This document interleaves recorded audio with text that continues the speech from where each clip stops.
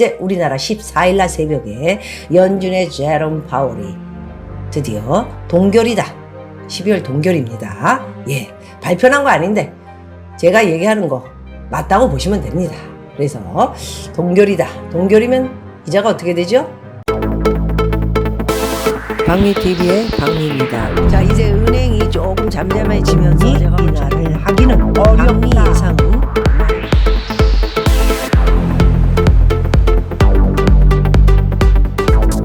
박미의 진짜 경제 뉴스 시작합니다. 연준이 내년 초에 금리 인하라는 이야기를 한마디도 한 적이 없어요. 그런데 지금 이 서울에 있는 알지도 못하는 것들이 계속해서 떠들고 자빠져 있고, 그리고 미국에서도 기자를 비롯한 여러 월가에 있는 애들이 이제 인하다, 그럴 수밖에 없다, 이렇게 이제 반만으로 갈리면서 이야기들을 하고 있습니다. 이제 우리나라 14일날 새벽에 연준의 제롬 파월이 드디어 동결이다. 12월 동결입니다. 예, 발표난 거 아닌데 제가 얘기하는 거 맞다고 보시면 됩니다. 그래서 동결이다. 동결이면 이자가 어떻게 되죠?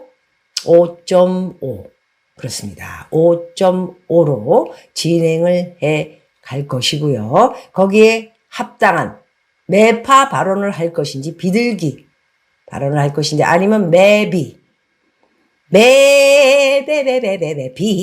매파 비둘기의 중간 발음을 할지 지켜봐야 됩니다. 그거는 저도 모르겠습니다. 지금 우왕좌왕, 저왕, 이왕, 지금 굉장히 골치 아픈 여러 가지 일들이 난무하고 있기 때문에 무슨 얘기를 할지는 모르고요. 이자는 더 이상은 안 올리고, 더 이상 더 올리면 큰일 나죠. 그렇기 때문에 지금 조금 잠잠하게, 미국도 이제 얼마 안 남았습니다. 1월 되면은 이제 3월부터 대선 갑니다. 그렇기 때문에 바이든이 가만히 있지 않죠. 그래서 조용하게 지금처럼, 그렇다고 해서 금리를 마구잡이로 6번 내린다, 5번 내린다, 7번 내린다, 말 같지 않은 얘기 계속하고 있는데, 그렇게 금리를 내려서 내년 2024년에 4%, 3%까지 내릴 것이다. 저는 그렇게 보지 않습니다. 예, 그래서 내린다 한들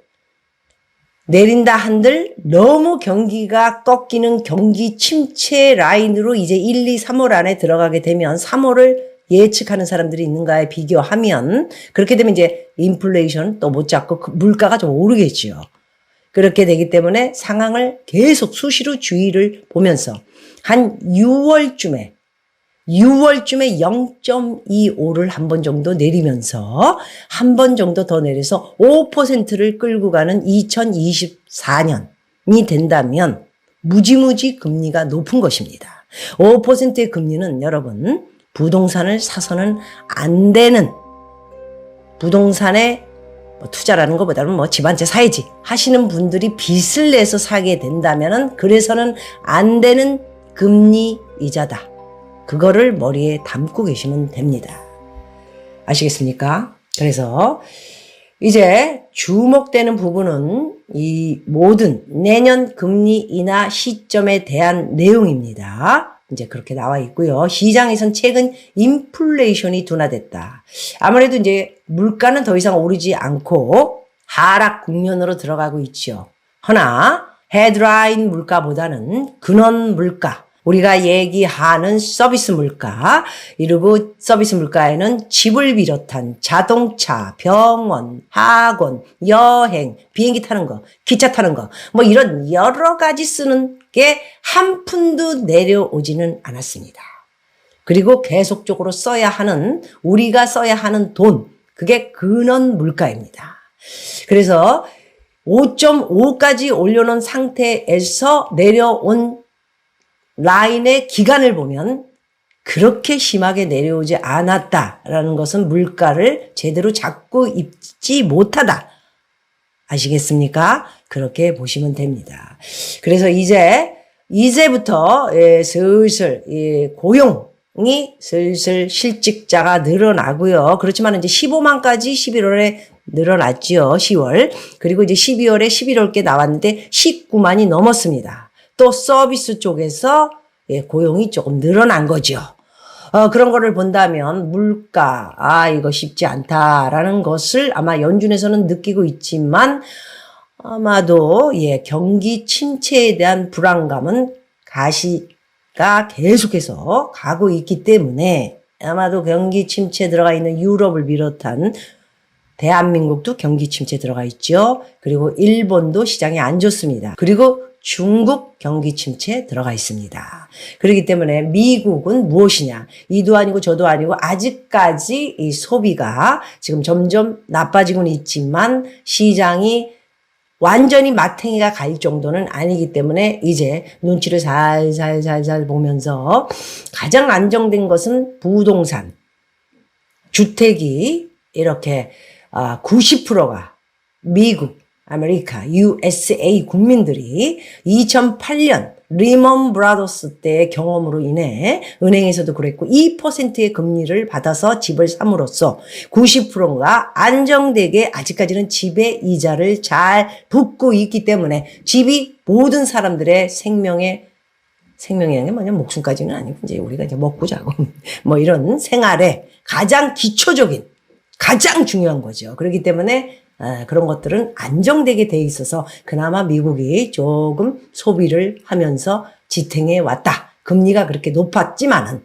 그렇지만 지금 점점 더 소비가 줄어들고요. 그거 외에도 주택도 이제 새로 짓는 것은 아예 짓지도 않고 팔리지가 않으니까요. 그런 상태로 소비가 줄어들면서 하향 국면으로 가고 있다. 이렇게 보시면 될 것 같습니다. 자, 그래서 이제 아까 말씀드린 대로 이렇게 금리 이제 14일 새벽에 동결로 가고요. 내년 초 금리 인하가 언제 될 것이냐, 그리고 얼마나 내려갈 것이냐에 대한 많은 이야기들을 지금 하고 있습니다. 자, 그래서 이제 반반 금리 인하냐 아니면 좀 늦게 이렇게 금리를 함으로써 경기 침체를 어떻게 막을 것이냐, 뭐 이런 것이고, 경기 침체가 아니고 연착륙으로 갈 수 있다. 이런 여러 가지 각도의 이 비교가 지금 나오고 있습니다. 그래서 블랙록, 대단한 회사죠. 세계 최대 자산운용사 블랙록이 연방준비제도 연준이 조기 금리 인하 기대감을 경고했다. 그래서 섣불리 내리기는 어렵다라는 최고 투자 경영자 이날릭 라이더 블랙록, 채권 담당 최고 담당자입니다. 굉장히 예측을 좀 잘하죠. 이 사람 계속해서 나와서 이야기할 때마다 여러분들에게 제가 말씀드렸습니다. 그래서 이 분이 보는 것으로는 금리 인하 기대감이 너무 지나쳐 까불지 마라. 내년 중반에나 시작할 것이다. 자기는 그렇게 본다. 이렇게 얘기를 하고 있습니다. 자, 월가에서 보는, 월가 얘네들은 사기꾼들이 워낙 많기 때문에 그냥 들어보시라. 월가가 만일에 내년에 금리 인하가 본격적으로 시작이 된다면 증시는 연준 금리 인하해 내년 S&P 500이 사상 최고치를 날릴 것이다. 이거는 얘네들 생각이죠. 저는 그러나 인플레이션, 물가도 제대로 잡지 못할 게 뻔하지만 바로 짙어지는 디플레이션. 인플레이션보다 더 무서운 게 여러분 디플레이션입니다. 여러 번 말씀드렸죠. 디플레이션은 결국 경기 침체, 그리고 경기 침체가 심하게 오면서 시간이 가는 동안에 대공황이 온다는 겁니다. 그러면 경기 침체가 와서 대공황이 오는데 주식이 폭등을 한다고요?